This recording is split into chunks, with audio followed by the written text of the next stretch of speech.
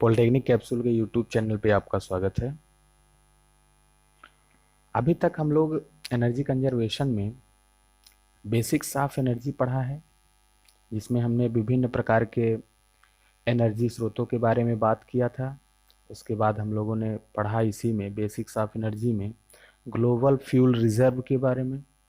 उसके बाद हम लोगों ने पढ़ा था कि एनर्जी इंडिया में और ग्लोबल पूरे विश्व में किस प्रकार से उपलब्ध है, और उस एनर्जी को जो अब हम लोग यूज करते हैं, जब हम लोग खपत करते हैं, तो उसके क्लाइमेट पे क्या क्या प्रभाव होते हैं, इसको हम लोगों ने पढ़ा है।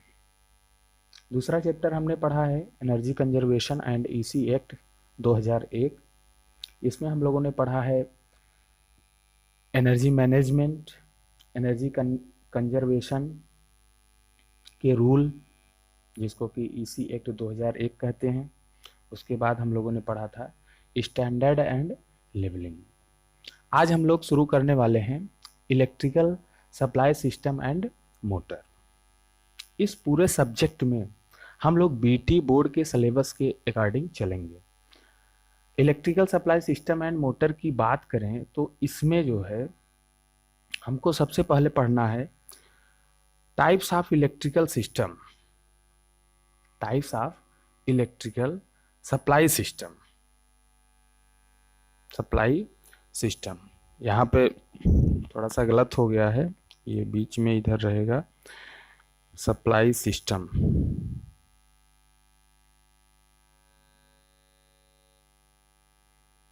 ये बीच में सप्लाई सिस्टम,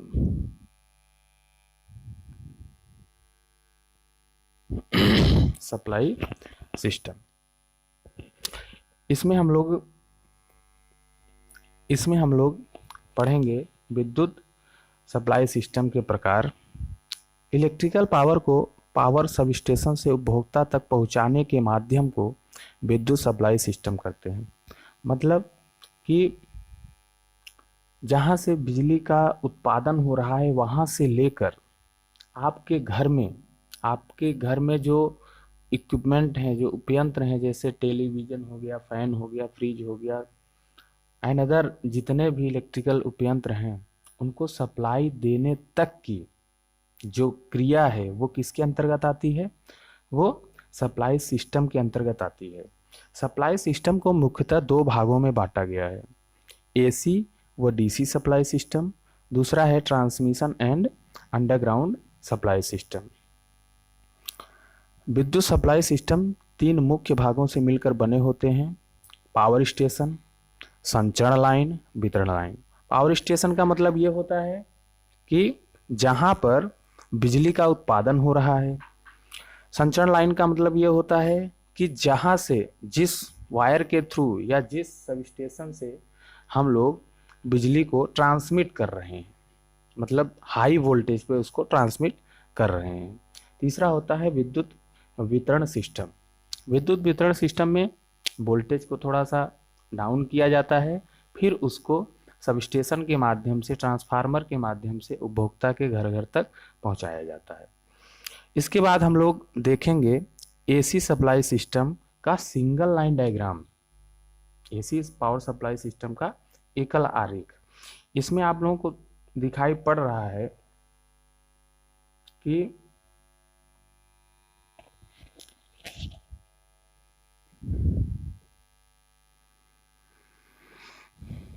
इसमें हम लोग देख रहे हैं कि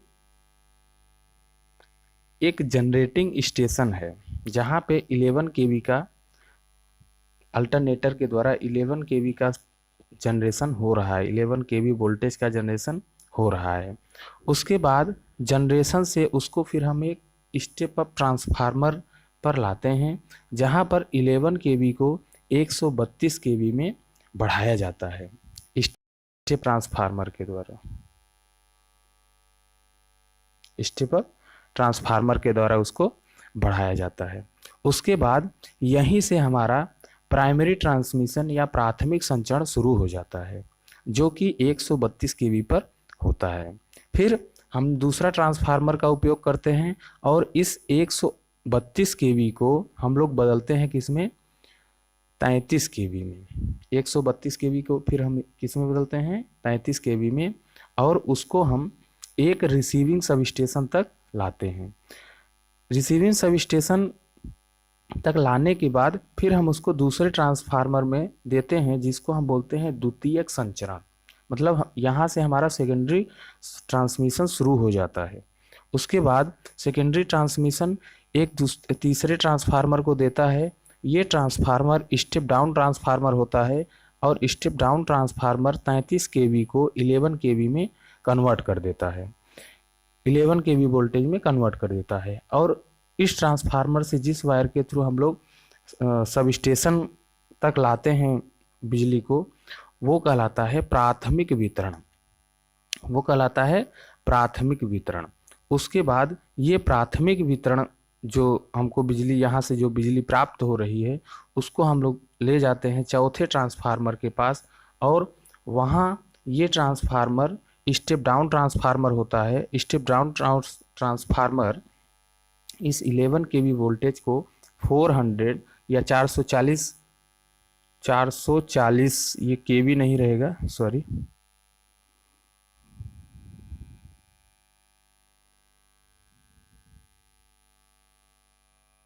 यहाँ पे वोल्टेज रहेगा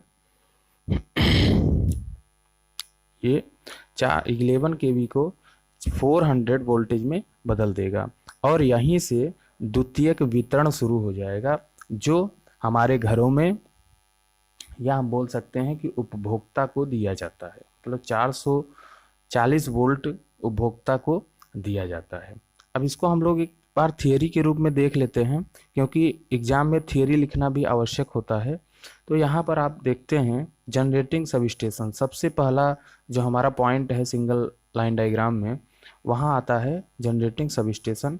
वह स्थान जहाँ पर विद्युत का उत्पादन 11 केवी पर अल्टरनेटर के द्वारा किया जाता है, वह क्या कहलाता है, जनरेटिंग सब स्टेशन कहा जाता है। उसके बाद आता है प्राथमिक संचरण। वह तार जिसके द्वारा विद्युत संचरण 3 फेज 3 वायर 132 केवी पर किया जाता है। यहाँ पर स्टेप अप ट्रांसफार्मर द्वारा 11 केवी को 132 केवी तक बढ़ाया जाता है। नेक्स्ट पॉइंट आता है द्वितीयक संचरण। वह तार जिसके द्वारा विद्युत का संचरण 3 फेज 3 वायर 33 केवी पर किया जाता है। यहाँ स्टेप डाउन ट्रांसफार्मर द्वारा 132 केवी को 33 केवी तक घटाया जाता है। इस वोल्टेज को 132 केवी से 33 केवी तक घटाया जाता है, किसके द्वारा, स्टेप डाउन ट्रांसफार्मर के द्वारा। उसके बाद आ जाता है प्राथमिक वितरण। वह तार जिसके द्वारा विद्युत का वितरण 3 फेज 3 वायर 11 केवी पर किया जाता है, उसको हम क्या बोलते हैं, प्राथमिक वितरण। यहाँ स्टेप डाउन ट्रांसफार्मर द्वारा 33 केवी को 11 केवी तक घटाया जाता है। उसके बाद आ जाता है 5वां पॉइंट, द्वितीयक वितरण। वह तार जिसके द्वारा विद्युत का वितरण 3 फेज 4 वायर, यहाँ पर देखिए 4 वायर, 3 फेज है और 4 वायर है, यहाँ पर न्यूट्रल भी ऐड हो जाएगा। 4 वायर 400 वोल्ट के द्वारा उपभोक्ता को पहुंचाया जाता है, जहां स्टेप डाउन ट्रांसफार्मर द्वारा 11 केवी को 11 केवी को 400 वोल्ट तक घटा लिया जाता है। इसके बाद हम लोग पढ़ेंगे losses in electrical power distribution system. ये हम बीटी बोर्ड के सिलेबस के अकॉर्डिंग ही चल रहे हैं। अगर ये वीडियो आपको अच्छा लग रहा है तो लाइक कीजिए और अपने दोस्तों के साथ शेयर भी कीजिए, जिससे कि उनका भी फ़ायदा हो इससे। अब देखिए हम लोगों को पढ़ना है losses in electrical power distribution, विद्युत वितरण में हानियाँ। जैसे कि हम लोग देखे हैं कि पहले हम लोग जनरेशन किए, उसके बाद इसको ट्रांसमिट किए, संचरण किए, फिर उसका हम लोग डिस्ट्रीब्यूशन करते हैं, फिर उसका हम लोग क्या करते हैं, डिस्ट्रीब्यूशन करते हैं। तो इतने प्रोसेस में क्या क्या हानियां होती हैं, वो किस प्रकार की होती हैं, इसको हम लोग इसमें पढ़ेंगे। वितरण तंत्र में होने वाली हानियां ही पूरे तंत्र में होने वाली पावर हानियां हैं। इसमें अधिकतर हानियां प्राथमिक तथा द्वितीयक वितरण तंत्र में होती हैं। प्राथमिक तथा द्वितीयक वितरण तंत्र में होती है, मतलब कि जनरेशन से लेकर वितरण तक कहाँ पे सबसे ज़्यादा हानियाँ होती हैं? प्राथमिक वितरण में या तो द्वितीयक वितरण में होती हैं। उसके बाद हम लोग देखते हैं टेक्निकल इलेक्ट्रिक पावर लॉसेस, तकनीकी विद्युत पावर हानियाँ। वितरण लाइन में उपयंत्र तथा तार के द्वारा लॉसेज होता है। इस प्रकार की हानियों को टेक्निकल इलेक्ट्रिक पावर लॉसेज कहते हैं। तकनीकी विद्युत हानियों को दो भागों में बांटा गया है। पहला भाग है फिक्स्ड टेक्निकल लॉसेज। यह हानियां कुल विद्युत हानियों का 1/4 से 1/3 भाग होती हैं। यह ज़्यादातर ऊष्मा व आवाज़ के रूप में उत्पन्न होती हैं। जब ट्रांसफार्मर को ऊर्जित किया जाता है, यह हानियां ज़्यादातर ऊष्मा व आवाज़ के रूप में उत्पन्न होती हैं जब ट्रांसफार्मर को ऊर्जित किया जाता है, मतलब जब ट्रांसफार्मर को एनर्जाइज्ड किया जाता है, मतलब उसमें सप्लाई दिया जाता है, तो ये हानियां आवाज़ और ऊष्मा के रूप में उत्पन्न होती हैं। यह निम्न बातों पर निर्भर करती हैं: लीकेज करंट लॉसेज पर निर्भर करती हैं, ओपन सर्किट लॉसेज पर निर्भर करती हैं, कोरोना लॉसेज पर निर्भर करती हैं और पराविद्युत लॉसेज पर निर्भर करती हैं। उसके बाद आ जाता है वेरिएबल टेक्निकल लॉसेज। यह हानियां कुल विद्युत हानियों की 2/3 से 3/4 होती हैं। इस प्रकार की हानियां होने का कारण लाइन की प्रतिबाधा, प्रतिरोध तथा जूल ऊष्मा हानियां हैं। मतलब आपको पूरे डिस्ट्रीब्यूशन सिस्टम में मुख्यतः दो प्रकार की हानियां मिलती हैं। एक होता है फिक्स्ड टेक्निकल लॉसेज, दूसरा होता है वेरिएबल टेक्निकल लॉसेज। तो फिक्स्ड टेक्निकल लॉसेज में क्या होता है कि वे लॉसेज होती हैं जिनमें जो लॉसेज होता है वह ऊष्मा और आवाज़ के रूप में, जैसे ट्रांसफार्मर जब चलता है, जब उसको सप्लाई दिया जाता है तो उसमें हमिंग का आवाज़ होता है, और जब वो ज़्यादा टाइम तक ऑपरेटिंग कर लेता है तो उसमें ऊष्मा भी उत्पन्न होने लगता है। तो ये हानियाँ जो ऊष्मा हानियाँ और नॉइज पोल्यूशन, नॉइज हानियाँ लॉसेज आ रही हैं, वो किसके अंतर्गत आएंगी? फिक्स्ड टेक्निकल लॉसेज के अंतर्गत आएंगी। उसके बाद वेरिएबल टेक्निकल लॉसेज में मतलब कि जो रेजिस्टेंस है, प्रतिबाधा है, प्रतिरोध है, या I² R डॉपेज हैं, उनकी वजह से जो हानियां हैं या उनके द्वारा जो प्राप्त हानियां हैं, उसको हम लोग वेरिएबल टेक्निकल लॉसेज में लेते हैं। दोस्तों, आज के लिए बस इतना ही।